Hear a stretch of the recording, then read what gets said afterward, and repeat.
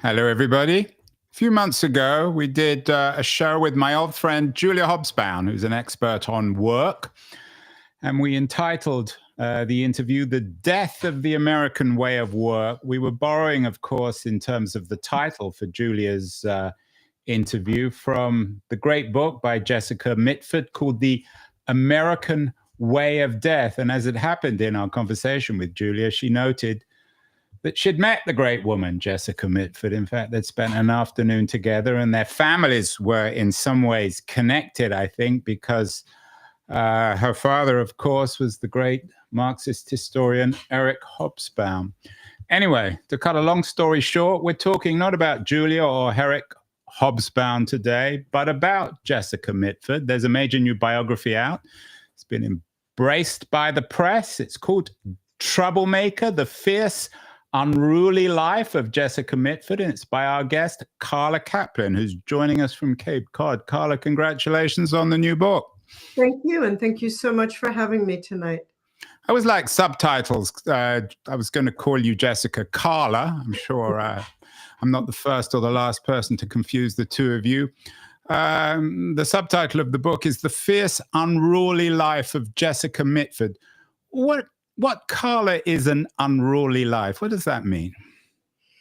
Well, I think that in the case of Jessica Mitford, her life was unruly because she was constitutionally completely incapable of following authority or somebody else's rules. So it begins with her growing up as a very, very young child, absolutely incapable of adopting the standard view of her class, the standard aristocracy's way of looking at other people. She runs away from an aristocratic family and from England, spends her life in the United States for about 20 years as a communist activist and civil rights worker. And she's a devoted member of the Communist Party. She is a devoted activist. She's a remarkably effective civil rights worker, but she proves herself during all those years completely incapable of refraining from mocking the very people she's working most closely with. So her first piece of writing, actually, that is significant is a very funny little book called Life Itselfmanship, which is a send-up of Communist Party pretentious language. And she writes it when she's a member of the Communist Party and expects to be excoriated. Turns out people absolutely love it. And this continues throughout her life, that she can be absolutely in the middle of a movement or a group of people and constantly making fun of herself and of them. And in that way, her life is completely unruly. She's always inside and outside of everything she's a part of. There was an unruliness, of course, to the Mitford family. Yes. There's an obsession now with the Mitfords. She had a fascist sister. She had another socialite sister. She accused her father of being a fascist. The British aristocracy, Carla, seems very good at training a Jessica Mitford. I'm not suggesting that there are many others within the British aristocracy, but it's not surprising that such an upper class family would have produced someone like Jessica Mitford, is it? Well, what she would have said, many people say, why alone amongst her six sisters was she the only radical? Why alone amongst her six sisters was she the only real social justice fighter? And I think she honestly would have flipped the question. Hold on, I'm just jumping in. Don't tell me off for interrupting, but sure, go right that ahead. Wasn't my question. My question was about being rebellious, and one can. There's not necessarily a connection between being rebellious and believing in social justice, is there? No, not necessarily at all. And her five sisters were all rebellious and not at all particularly interested in social justice. In fact, in the case of the two fascists, because we need to remember there were two, quite the contrary. They were publicly and ardently disinterested in social justice, and they made rather a point of that, and rather a public point of that. I mean, it is absolutely the case that part of this sort of youth protocol of being an aristocrat, as it is in the United States, of being a child of the upper class, is a certain kind of rebellion, a certain kind of acting out, which is, of course, enabled by having wealth and connection, because you can rebel and you can act out, and typically you can escape consequences. In that way, I think her five sisters were completely typical of what you're suggesting, which is that a certain amount of youthful rebellion is not only not unheard of in the aristocracy, but is almost de rigueur, is almost expected. Her sisters tended to take it further than most of their friends. That's one of the reasons they fascinate, is they tended to be very extreme and exaggerated in anything that they did. When I think of equivalent American families, I guess the Roosevelts come to mind, but the Kennedys as well, and this very unusual family, although they were more politically orthodox, they all tended to be on the left, or at least in the progressive rather than conservative. Although until now, right? Right, and I guess that's a good point. Yeah, RFK Jr. obviously is not a typical Kennedy in that sense. No. Old Joe Kennedy, of course, was a strict father. Jessica Mitford didn't have a Joe Kennedy in her life, did she? No, she didn't at all. I mean, part of what makes her the interesting example of political rebellion is that when she first began to care deeply about social justice and other people, and to think that there was something wrong with the way her family was living and with how much they had when so many other people didn't have very much at all, she really didn't have models for this. She wasn't surrounded, by socialist cousins, except her famous second cousin, Esmond Romilly, who she knew of for years before she met him. He was quite a famous rebel. Ran away from boarding school, published his first book when he was only 16. But she described her position in the family as a lonely opposition. She described later in life feeling that her way of looking at the world was at such odds with the families that she couldn't quite understand them and they couldn't quite understand her. But wouldn't it be fair to say, Carla, that there was quite a strong strain of leftist rebellion amongst the British upper classes in the 1930s in the world that Jessica Mitford grew up in? I'm not suggesting that it necessarily existed in the Mitford family, which tended to be much more sympathetic to fascism than communism. But it wasn't unusual for a young man or woman born of the British upper classes to fall in love with the promise of communism and the Soviet Union. Is that fair? It certainly wasn't unheard of. I think she would have felt that it was much more common for a young person of that class in the 30s to grow up more sympathetic to fascism. But it is absolutely the case that those young aristocrats who rebelled against their class and who did move away tended to be much more vocal and much more critical. For one thing, they knew precisely of what they spoke. So, I mean, it's sort of, the same with ex-smokers, right? Nobody hates being around smoking as much as an ex-smoker. Nobody has as strong a critique of the class system as an ex-aristocrat. So I do think that was a piece of it. There was a little bit of snarky joking about class privilege, even amongst the aristocrats who didn't rebel. If we think about the behaviors of the bright young things, a certain amount of self-mockery was the Brideshead generation. Yeah, it was absolutely required, of that class. So I don't think it was absolutely unheard of. The place where she saw it most, however, was not in England. The other rebels she met who moved her, who turned her into a serious and committed political person, were not, on the whole, English aristocrats, although, of course, she knew some, and Esmond was one. But it was meeting aristocrats who had left their class in Spain that was so moving to her. The Spanish experience is really interesting. And when one compares Jessica Mitford, for example, with another famous Englishman, George Orwell, who went to Spain and then came back still as an anti-fascist, but also as an anti-communist. How did Spain impact her?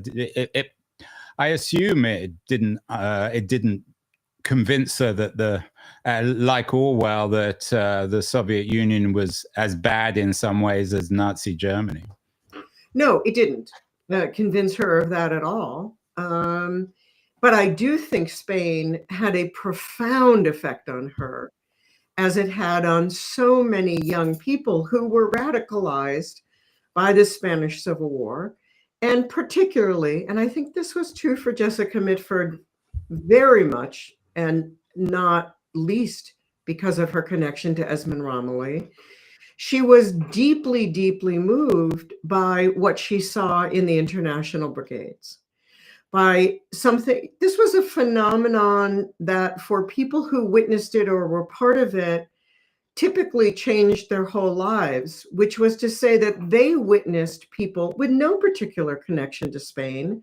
They witnessed people who were not Spanish, who put their lives on the line and risked their lives to support the democratic government of Spain and to fight against fascism. So the lesson was really not, in my view, about the Soviet Union, not in the 1930s and not in Spain. The lesson was in solidarity. The lesson was in what it meant to put yourself on the line for other people and their cause. And Esmond Romilly, with whom she ran away to Spain, had volunteered to fight in Spain so early. He was one of the first arrivals from England to fight in Spain, that there was no English International Brigade. He had to fight with something called the Thalmann Brigade, which was mostly German and Italian. And as some people may know, he was one of only a few survivors of the entire brigade. And it was his job, after surviving, to come back to England, really with a very, very grim task. He had to go around to all the families of those who had lost volunteers in Spain and tell them how their loved ones died. He was not a particularly good candidate for that. Emotional connection was maybe not his first and best quality, but he did that, and he was recovering from dysentery. He was very sick. It's why he was sent back to England. And it was right after all of that that she met him. So when they went back to Spain, she went back with somebody who had seen almost all of his comrades die in the cause of something they believed in. And he was changed by that, and so was she.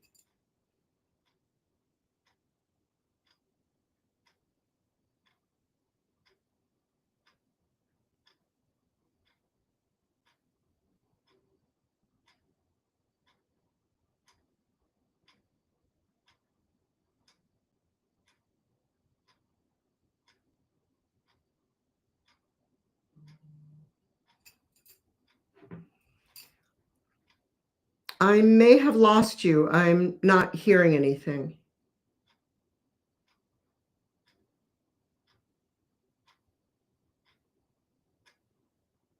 I don't know if you can still hear me.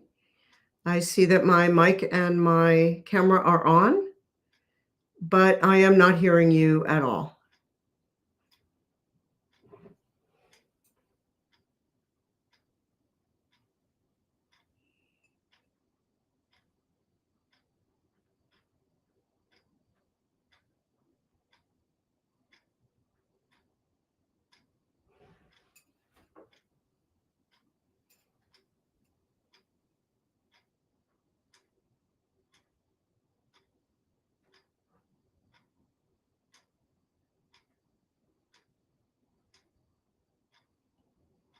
I'm still wondering if you can, I can't hear you at all. I hope you can hear me.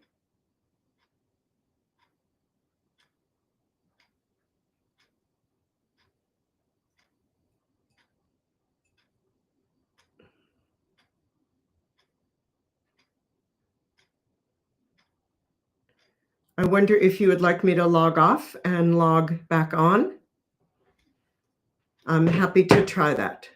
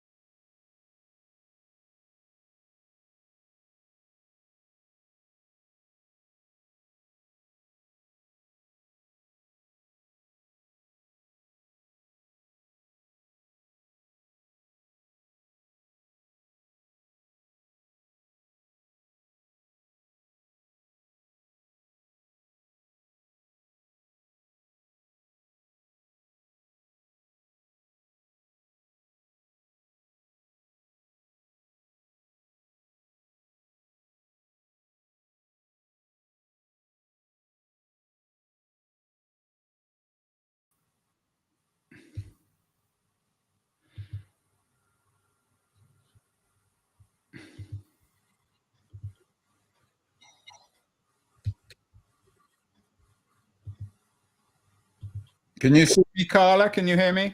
Hold on. I can't see. Yes, I can. Do you Yeah, I have can see you. Okay. So we don't need the new link. This is the old one, I guess. No, we can just continue. Okay, fine. So why don't you just continue talking about the Spanish Civil War? Do you remember the question? I can't even remember what the question was. Honestly, I don't remember either. It was about, okay, let me repeat the question and you can sort of get back into it.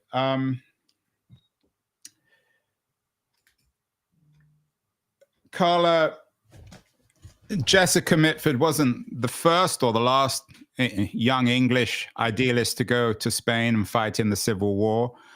Perhaps the best known of all these generation was George Orwell, who went and as an anti-fascist, he remained an anti-fascist, but he came back from the Spanish Civil War also an anti-communist. Of course, he wrote very famously about this in his classic book, Homage to Catalonia. Did Jessica Mitford had the same awakening politically, recognizing that that there was as much trouble perhaps on the left as there was on the right in the Spanish Civil War? It's an interesting comparison to Orwell. I think she had very much as profound an awakening through Spain, but I think it was to something else. So Orwell's awakening may have been in part to the Soviet Union. I don't think that was really the central issue for Jessica Mitford, frankly, or Esmond Romilly. I think her huge awakening, and Spain, I think, had a lifelong, really indelible, huge effect on her, was to the notion of solidarity. And what she saw in Spain was the commitment of international volunteers who came to a country that they had no connection to. They were, for the most part, not Spanish or of Spanish descent, but they believed in the Spanish Republic and they believed in democracy and they were opposed to fascism. And they came from all over the world and put their lives on the line for principle. I think coming from the British aristocracy, which is not known in particular for solidarity with people outside its class, this was an extraordinary lesson for her. And of course, she went with Esmond Romilly. And Romilly had been so early in Spain that there wasn't even an English brigade yet. When Romilly went to Spain, he had to fight with an Italian and German brigade, the Thelman Brigade, because there were so few English volunteers. He was very early and one of the only survivors of his battalion. So he had taken great risks, as did his brother Giles. And I think it was a profound lesson for her in the seriousness of political commitment. Although her experience wasn't particularly serious, was it? She was kitted out in a winter ski suit to fire a rifle at Franco's troops, and she only managed to hit a tree. So she was no heroine in the war. Oh, and I'm certainly not saying she was. But to say that she was profoundly affected for the rest of her life is quite different, right, than saying she would never have said she was a heroine of the war. Quite the opposite. In fact, she and Esmond Romilly were deeply concerned at the amount of attention that was being directed to their elopement and the way in which British resources were being expended to try to get them home. The most important thing she did was help see that nearly 300 refugees got out of Spain, which she was directly responsible for by agreeing to spend what turned out to be a brief amount of time on the British destroyer that was sent to fetch her home. And she was threatened that if you don't get on this destroyer, nobody's going to get out of Spain. So she got on the destroyer long enough to get off in a village in France. I don't think she would have for a moment said that her time in Spain was heroic. It was a profound lesson in other people's heroism. And I think she would have said, and I think she was right, frankly, that Esmond Romilly's time in Spain was heroic. He was in some of the bloodiest, most dangerous battles in all of the Spanish Civil War. both in Madrid and in Boadilla. And I think, he was the hero of that pair in terms of Spain, but it had a profound effect on her. What made her a leftist, Carla? We mentioned at the beginning of the conversation, Julia Hobsbawm, her father, Eric Hobsbawm, probably the most influential leftist British Anglo-Viennese historian of the 20th century, schooled, of course, in Marx and that great European tradition of less leftist philosophy, historiography. Did your troublemaker, did she pick up Marx or Hobsbawm or Lenin or Trotsky or Gramsci when she was a young woman in the 1930s? What made her a leftist?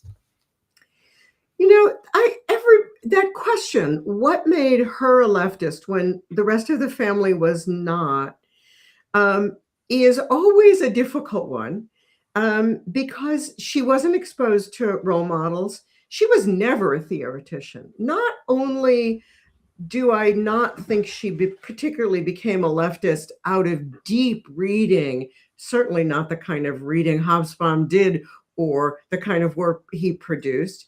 I think she became a leftist out of a deep, even a child sense of justice and fairness. She was one of those children who was just from early on had that deep sense, and we see it in so many children, of fairness. The child who says, why should I have a bigger allowance than my younger sister?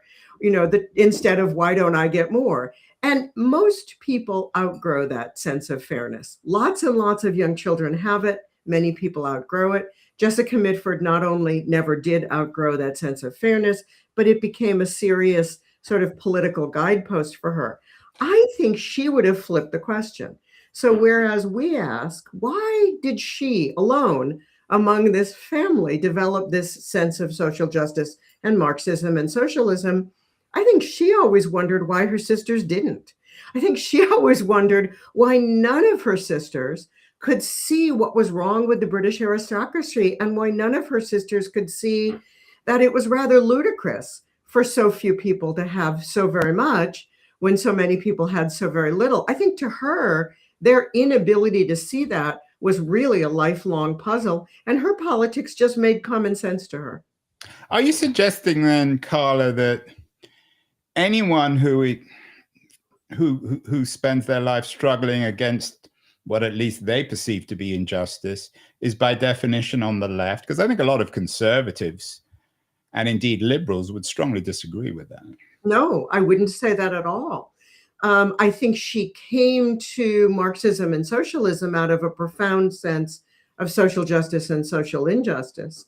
She didn't really, and she, as an adolescent, she wrote away from Marxist literature.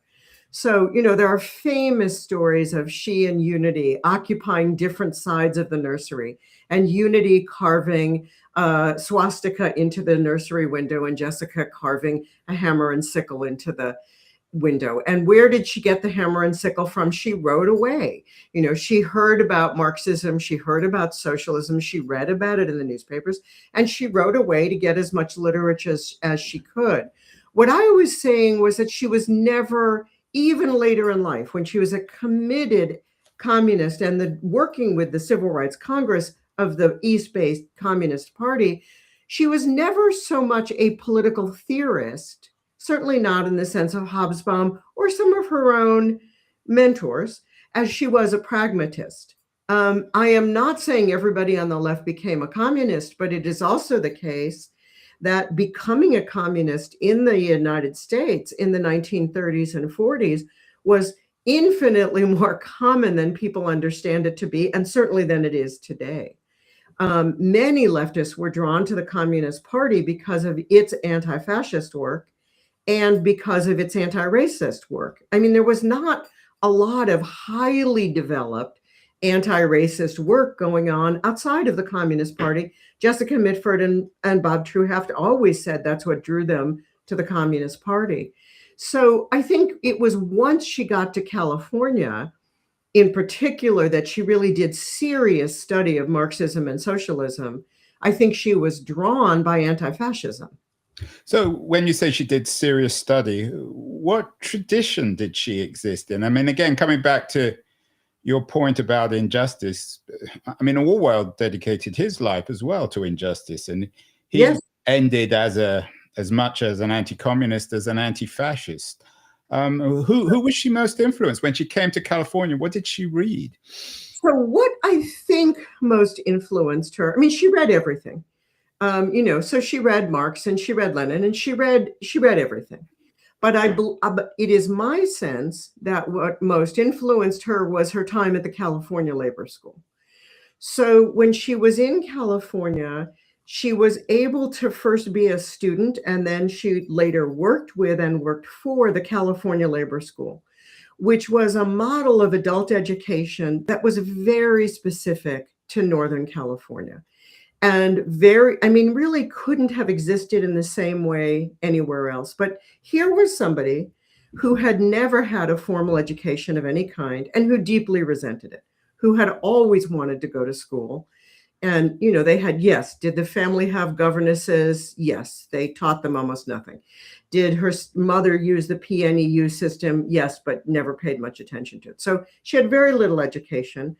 And the California Labor School was a model of adult education that, as I understand it, is actually more common in England than it's ever been in the United States, but of these very serious classes and curricula drawn widely from experts across all sectors of Northern California society, and co-created, co-sponsored, co-funded by the Communist Party and labor unions throughout Northern California. So as I understand it, the California Labor School was a joint effort of the unions and the party. And the faculty I've seen were by no means only communists. If there was a class on nutrition, it would be taught by famous chefs. If there was a class on thermodynamics, it would be taught by a scientist. And these classes were free. Or nearly free. They were extensive. They were everything from photography to dance to journalism to nutrition to history. And she had an extraordinary education at the California Labor School, which I think had a profound effect on her. She was also able, even when she first came to the United States, to devise for herself an enormous program of study. So one of her other very important political mentors was Virginia Durr, because she lived her first years in California with Virginia and Clifford Durr, known for their civil rights work throughout the South and in Washington, D.C. And Virginia Durr had an extensive library, and Decker read her way through it. In a sense, then, if one wants to sort of locate Jessica in an English tradition, I want to come to America in a few minutes. Yeah. But in the English tradition, it was an affinity and affection for working class life. You can find that in the work of E.P. Thompson or D.H. Lawrence. There's a very long tradition of this. As a girl, presumably the Mitfords had servants, chauffeurs, cooks.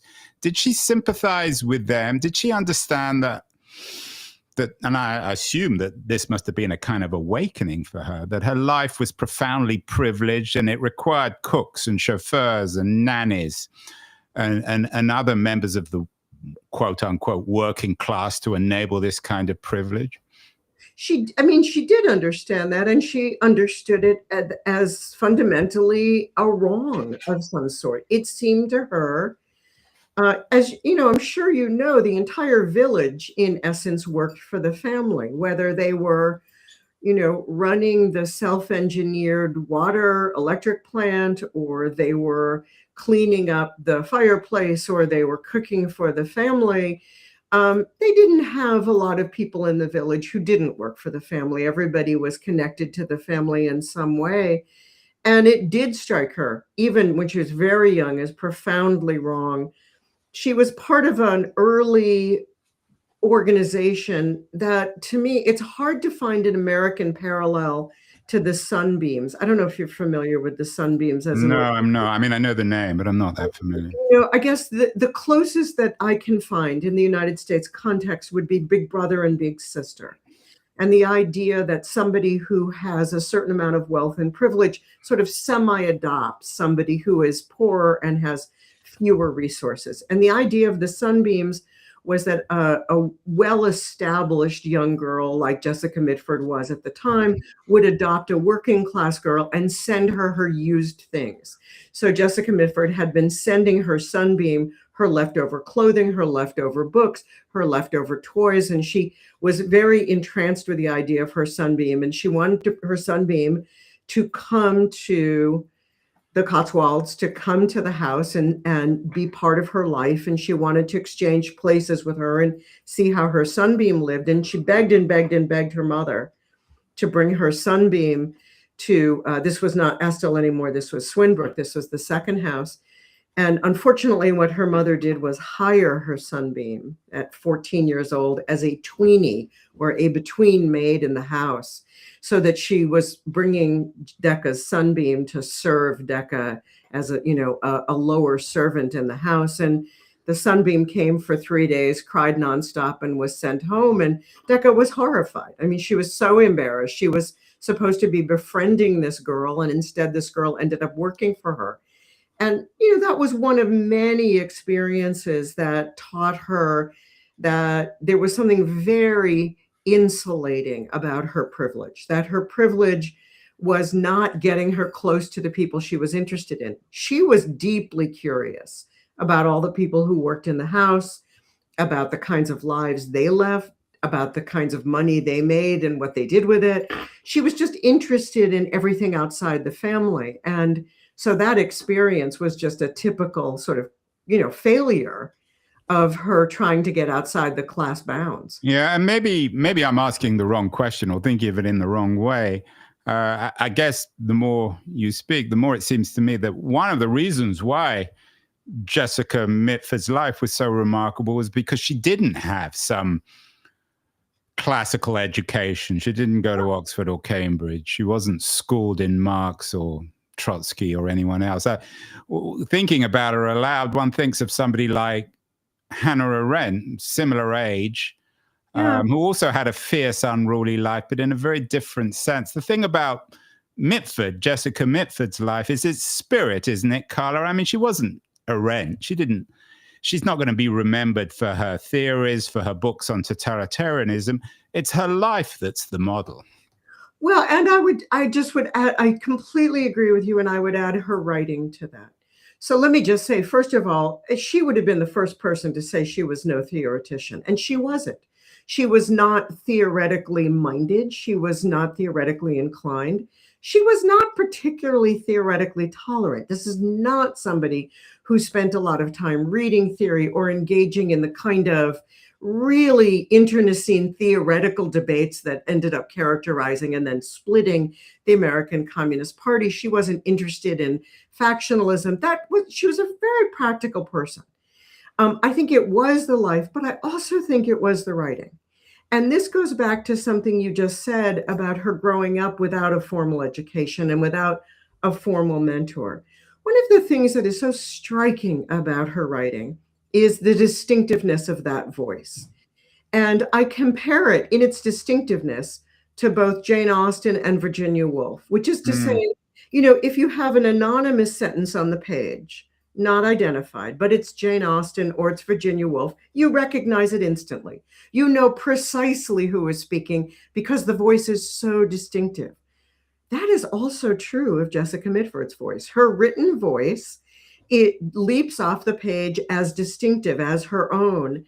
And she developed that kind of remarkably distinctive literary voice without training. And that is an extraordinary achievement for any writer.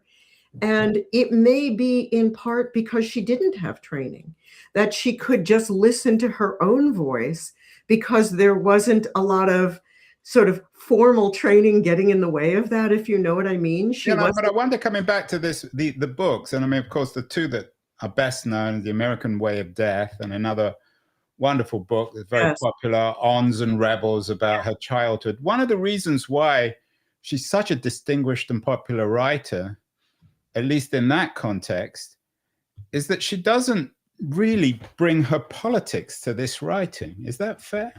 To these classic books. I mean, maybe in other works, which I'm not familiar with, but I haven't read The American Way of Death for a while. But for me, I remember it as this brilliant cultural, this hilariously brilliant and acute cultural critique of the American way of life. It never occurred to me that here was a Marxist or a leftist writing. She could have just as easily been a liberal or even a conservative.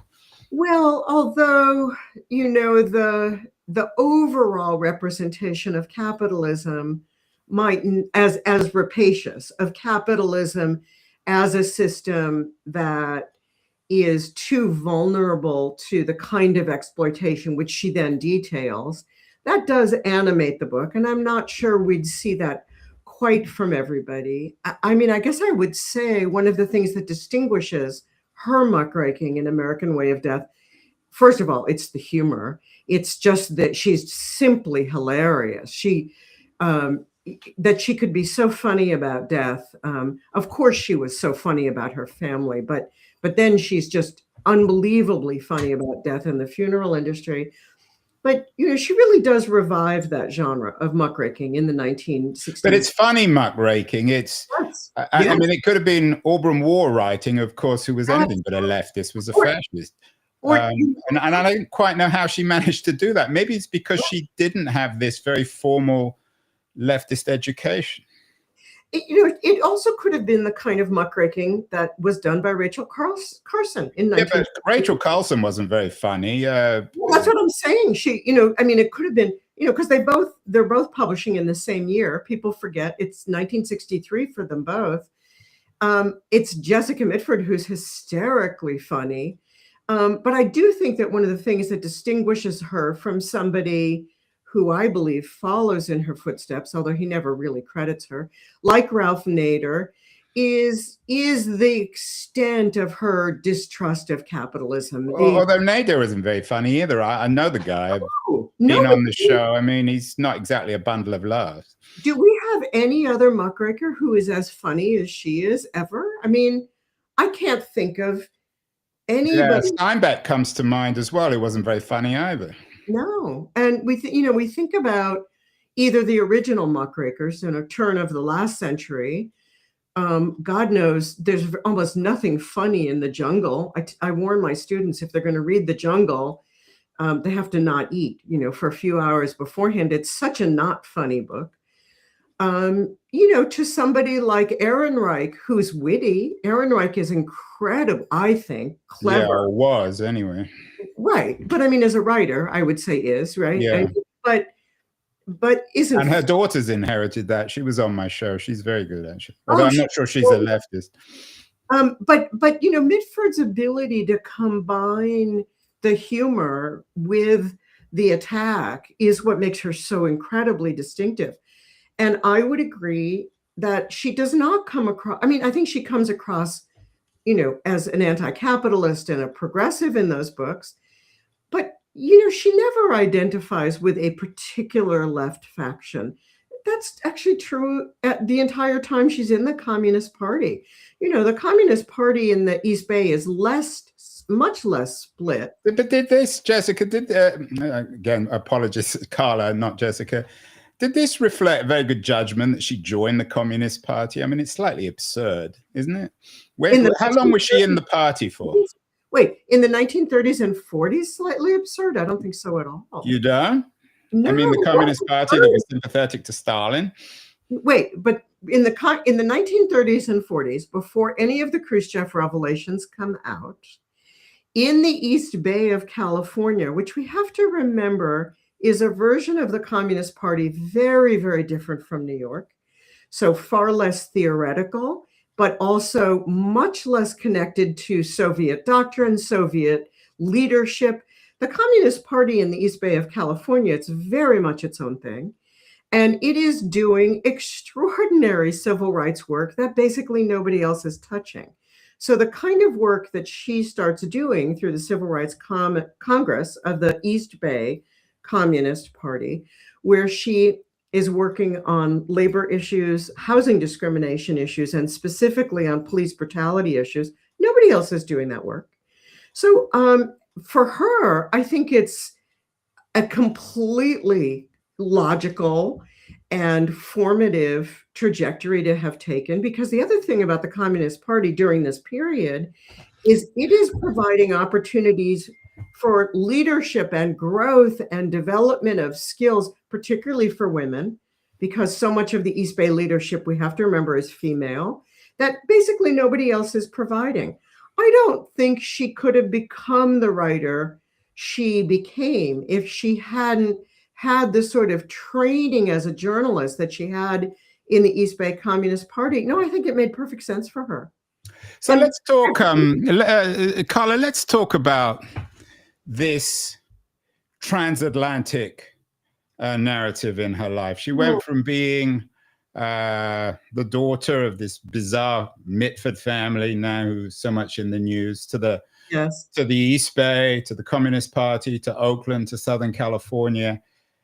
She brings a remarkable wit and I don't know about the fierceness, but certainly an unruliness to America that's very unusual, isn't it? Especially in the context of the American left, who, as we've hinted earlier, tend to be rather serious and take itself very seriously. Was she comfortable on the left? Did the other leftists take her seriously, or were they irritated by her endless joking? She expected them to be irritated. I mean, she was incapable. She would never have survived in the party in New York. It was much more disciplined and centralized, and she couldn't have been so silly and made jokes. But there was a big different sense of play in the East Bay, and she expected. We keep on saying the East Bay. We're talking about Berkeley or Oakland. In the Berkeley, Oakland, in the larger sort of Berkeley, Oakland part. The corridor, the left, the People's. I used to live there. The People's Republic of Berkeley, right? That's where the party was much more playful there than it was. Even the party reading groups, they would read non-Marxist literature. They would read a novel and talk about it. Well, that was an achievement. So I mean, it was a complete. She expected people to be much more annoyed with her joking and her silliness and her inability to stop teasing. I mean, she carried the teasing of her childhood right into her political life and right into her writing. Both are profoundly influenced by that childhood teasing. She thought people were going to be much more annoyed. But the thing apparently about Jessica Mitford was everybody wanted to be in her company. She was not just funny, she was incredibly fun to be with. And so everybody chose to think they were not the target of her tease. Everybody chose to think, well, somebody else is the target of her tease, because they wanted to be in her company. And she frankly got away with murder. She got away with teasing everybody around her and everybody she worked most closely with.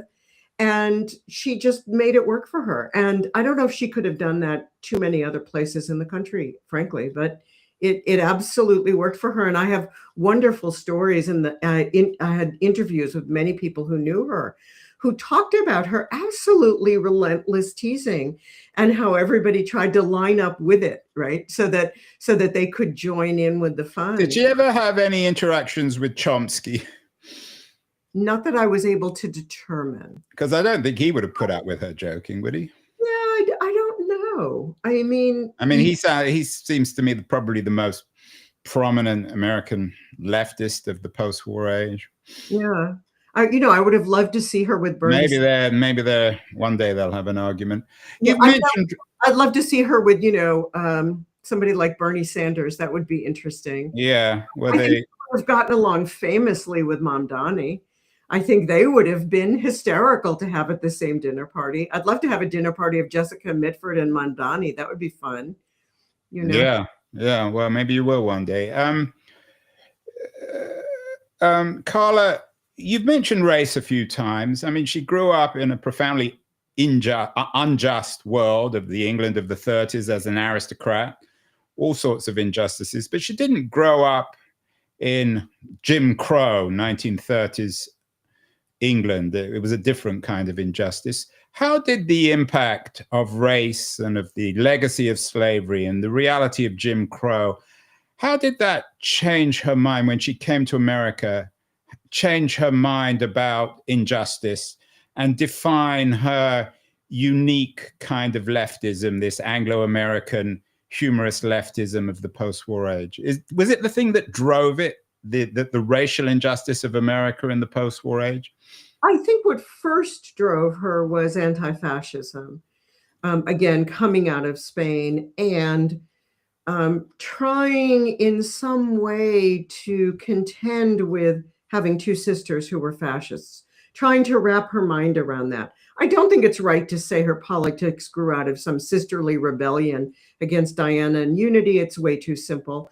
But I think she certainly was trying to wrap her mind around the fact that she had two fascists, one of whom had serious impact, particularly through Mosley, on politics and on the war. And she did blame them for Esmond's death. So I think first she was an anti-fascist, and then in the United States, working for the Civil Rights Congress, I think then she developed an understanding of race. I don't think she particularly had a deep understanding of race when she was in England.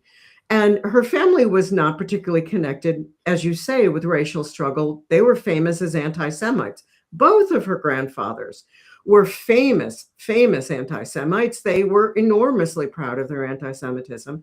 And I think she carried some of her understanding of that into her understanding of race. And she married an American Jew, didn't she? She married an American Jew. He was of Hungarian descent, and he was not in any way a religious Jew. He was a cultural Jew and a Jewish leftist, and very much part of that sort of milieu. So I do think that for her, again, that was an enormous piece of the education that followed Spain. The work she did in the Civil Rights Congress was everything. She did everything from, running the mimeograph machine to going door to door in Black Oakland. And the thing about Jessica Mitford, and this was true of her as an activist, and it's true of her as a muckraker, she was a very good listener. I'm not sure that was true of everybody else in her family, and it may not seem true of her because she was quite imperious and loved a microphone. She was really happy to talk. Did she ever meet James Baldwin? And I think she met him once extremely briefly. I don't think they ever were alone in a room together, as far as I can tell, which is unfortunate because I'm doing a lot of co-appearances with Nick Boggs, who's marvelous new biography. Yeah, I want to get him on the show. Actually, when you see him, tell him I want to interview him.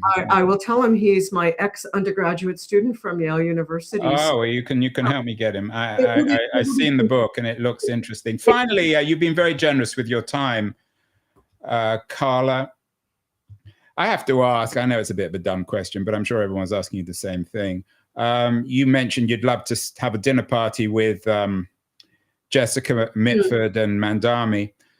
One has to ask what she would have made of a certain Donald Trump. I mean, I'm sure she would have found him hilarious and profoundly objectionable, but what wisdom could Jessica Mitford bring to those of us who are not particularly keen on Donald Trump? Well, this is one of the two reasons we need her so desperately right now. One, just as you said, her spirit. I agree. Her spirit was so indomitable, and she fought back by staying spirited. So, you've already identified the one, but the other is she would have absolutely, had a field day with Trump. And I, there have been a few successful politicians who have gone after him with humor. I'm not normally, a fan of a huge fan of some of them, but Newsom has been, very effective going after him with humor. A few other people have been. Mandami has been very effective. She would have had a very deep understanding of the narrowness of bullies. She had a keen insight into the sort of paranoia and the insecurity of bullies. And so much of Trump's crazy behavior, and it's insane. Well, we're going to go to war with Venezuela. Are you kidding me? Is the most profound kind of insecurity. The ballroom is insecurity, the hostility to anybody who criticizes him. I mean, he's just a profoundly insecure person, as most bullies are, and she would have known how to punch him straight in the nose with her humor. And I think we need that, which is not to say we can't take his regime seriously. We have to take his regime seriously. He's hurting and killing people. So we have to be serious about that. At the same time, we absolutely have to laugh at him, because you have to laugh at fools. And she would have gotten us to laugh at him. And we need that. Yeah, I agree. I remember a couple of years ago interviewing Ralph Nader. I said to him, where did you get your political consciousness? He said, from growing up with bullies and learning that experience. I don't think Jessica Mitford was quite as bullied, at least in school, as Nader, but maybe her experience was within the family. Fascinating conversation, Carla Kaplan. Thank you so much. And thank you for the book, Troublemaker, The Fierce, Unruly Life of Jessica Mitford. We need her right now. So we'll get you back on the show, and you'll have to get me Nick Boggs, because I'd love to have him on the show to talk James Baldwin. Thank you so much, and congratulations on the success of the book. Thank you so much. It was a great pleasure. Bye-bye.